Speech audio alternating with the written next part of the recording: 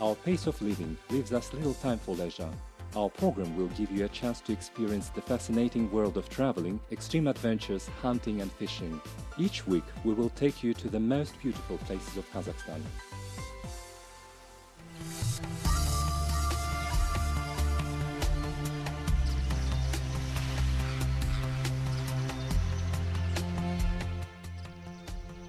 This amazing adventure into Kazakhstan's wildlife has started from one ordinary email message.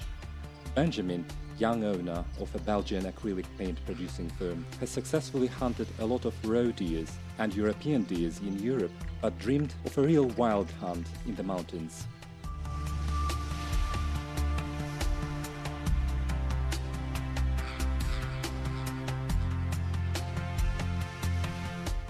Whilst carefully studying all the information available on the internet, he's become inspired by the Siberian red deer hunt in Kazakhstan. Current demand for Siberian red deer hunting in the parks exceed offers. Hunting tours are booked 1 year in advance with non-refundable advance payment. Foreign guests arrived at midnight and decided to travel to the hunting location without giving themselves any time to rest. At 6 o'clock in the morning, the car was near the office at Saty settlement. 2 hours along the mountain road, and they began unpacking their bags. The breakfast and adjustment fire took 1 more hour. My name is Benjamin, I come from Belgium. I am here in the Tian Shan mountain to shoot Maral.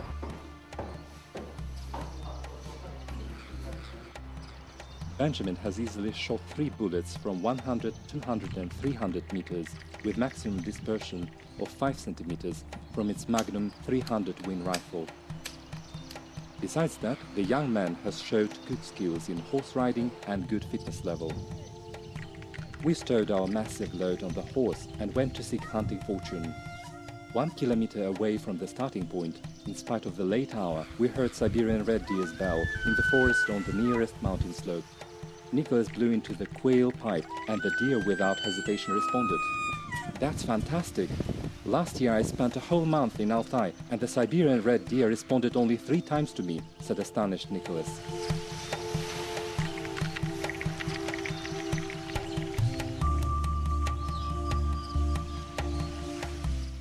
1 more kilometer and we saw quite a big deer with 2 down 700 meters from the path. Unfortunately, our location was not good enough for hiding, and we started to move upwards.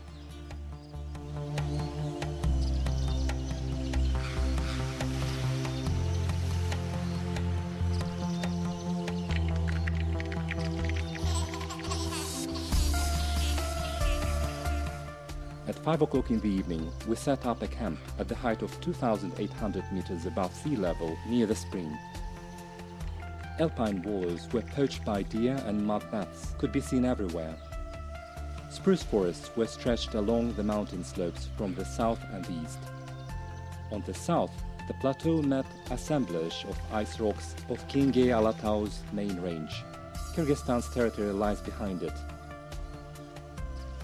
Several young Asiatic ibexes were modestly examining our delegation at a distance of 400 meters without any interest toward us. After some time, when we became uninterested to the ibexes, they moved a bit to the side and continued with their routine. We went hunting at 5 o'clock in the morning. Anticyclone has brought light pleasant foe wind from the Taklamakan desert. It could serve to our advantage if we were traveling along the valley, but we didn't need it here. Blowing down the mountain pass, the wind was carrying forward our smell into the forest, and the red deer could smell it 1 kilometer away. Late in the morning, the breeze blowing up the slope could save us. However, local mountains relief is dissected in a very complicated way, and this law of nature is often not observed. Mountain flank relief, paths configuration, wind direction and game location should be taken into account when planning a hunt. However, at the beginning it is better to spot the game from a safe distance. Siberian red deer is able to smell out a human being from the distance of 1 kilometer. We plan to divide into 2 groups and take observant positions on the hilltops with a wide view. However, the red deer have interrupted our plans. Ignoring all rules of fair hunt and direction of the wind, The middle-sized buck came from the forest near the camp. The hunt could have come to an end without even starting if Benjamin decided to use this opportunity. Unfortunately, he wanted some action. The buck performed several romantic arias to this quail pipe and slowly disappeared behind the edge of the mountain. One deep bass bell joined the choir in the adjacent gorge. We saw 7 bucks during the rest of the evening, and 2 of them were close enough for a good shot. You can judge the level of poaching by game animals' behavior. In the places where poaching is widespread, the animals ride straight away when they notice human at 700 meters distance. In the places where their life during spring and summer is not disturbed by anyone, the animals feel secure, behave carelessly, and examine new objects in detail. Just run off several meters and stop, sometimes even calm down and continue grazing.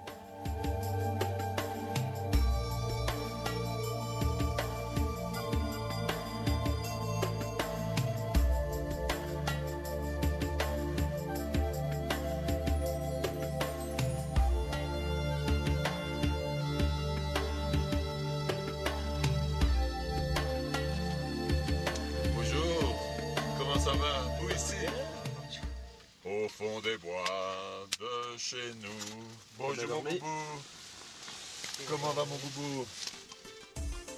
Next morning we rode several kilometers on the periphery of the plateau and saw several red deers, one of which looked quite nice. However, having a good choice of game, the hunters have decided to look for a world record.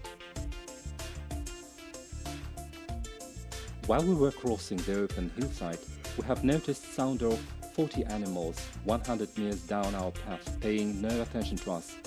Wild hogs can't see well from the bottom upwards. The license for additional wild hog trophy was available, but hunters were excited to find big red deer, so decided not to make a noise.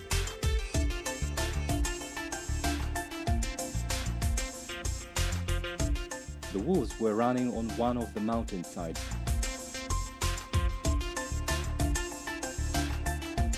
The great weather has lasted for 2 days. Sunny during the daytime and moderately cool during the nighttime. However, at 2,800 meters above sea level, the water in the kettle was freezing during the nights. Benjamin was in a great mood. Most of the time we were riding on relatively flattened plateau, watching red deer downhill. Even Benjamin's father hasn't had any difficulty with riding.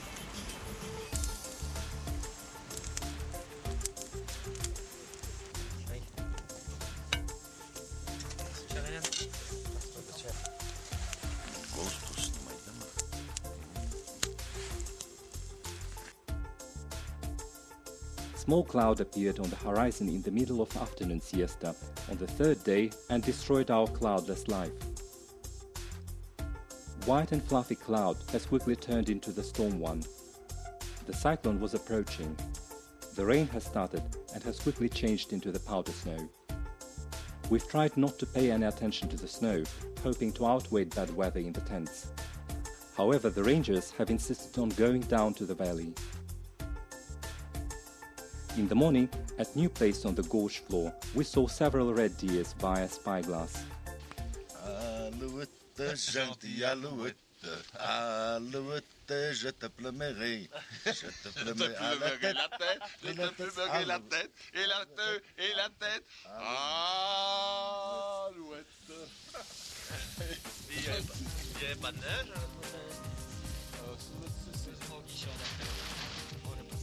Looked like the rain scared us more, and in spite of all forecasts, the animals were squeaking and chasing each other near the top forest line. The slopes were quite steep and almost impassable on the horse.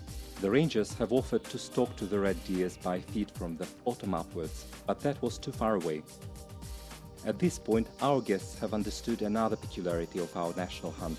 The slopes of Kungay Alatau are very steep, and horses get tired on the 5th or 6th day of the hunt and are not able to climb long way up in the mountains. Realizing that we could spend ages stalking around gorge's floor, I convinced Benjamin's father to go fishing for a couple of days if he wants his son to return with the trophy. One group went fishing with Benjamin's father. running ahead of the story, it is worth noticing that fishing was successful and our cook in the base camp did wonders with fresh trout. Myself, Benjamin and two other guys started to move along barely seen deer's path and storm opposite steep slope. The cyclone has continued its attacks. The rain was changing with snow and once again with the rain. Even Gore-Tex wouldn't help. Huge red deer was laying in the woodside in between the forest wedges at a distance of 600 meters on the opposite slope and cried from time to time. We've assumed that the buck starts moving in the evening and becomes closer to us by 200 meters. At 5 o'clock in the evening, the deer has started moving but has gone in the direction of the mountain edge. In the evening, another big red deer has passed at a distance of 100 meters from us. However, Benjamin has decided not to shoot since the first buck was bigger. In order not to scare away all the red deers, we had to spend that night on the steep slope of the spruce forest. The air was humid, night seemed lasted for ages, but we could hear red deer's bells close to the tent. This was exciting. Benjamin, as he admitted later, couldn't sleep the whole night. On the second day, the red deers were grazing upwards. Several animals have passed us, but not the one we wanted. I think that many hunters on Benjamin's place would shoot the first approaching deer and left for Europe to write memoirs on Facebook till the end of their lives. But Benjamin didn't shoot. He was waiting for his red deer.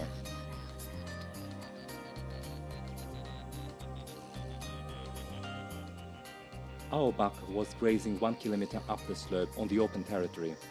We haven't got too many choices. We could go down to the river or use the chance and stalk to his bed. The latter is possible for the experienced hunter, but not for the one who had come to the mountains for the first time. In this situation, Benjamin has chosen the only right decision. He, as a hunter and warrior, has turned the power of his enemy to his advantage. The cyclone was our main enemy, but the enemy had one peculiarity. The animals could not smell out the human during rain as well as they do during good weather conditions. So Benjamin has decided to stalk closer. For several hours during roughness of relief, we were moving around the open slope where the buck was laying.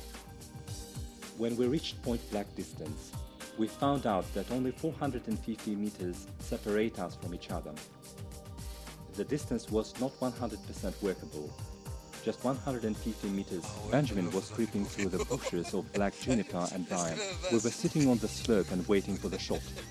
As usual, the shot rang unexpectedly. Then another one, and another one again. To tell the truth, this was music to our ears. Wonderful music. We were jumping, laughing and hugging each other under the rain, forgetting that our relations were not that great just an hour before. We were ready to say goodbye to each other in the morning and never meet each other again. But only one shot, one movement of the guy's finger from another country have made us real friends. We have returned back to the camp in the midnight, tired but happy. During dinner, Benjamin has noted that it was the best hunt of his life. The weight of the trophy was 14 kilos.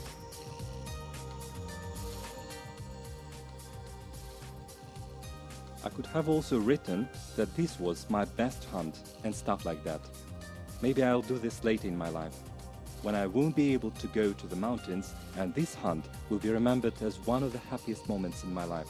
Meanwhile, I promised not to lie to myself. To tell the truth, after this hunt I thought maybe I should change my activities at my age. But in a little while I've decided to leave this wise decision over 2 or 3 years.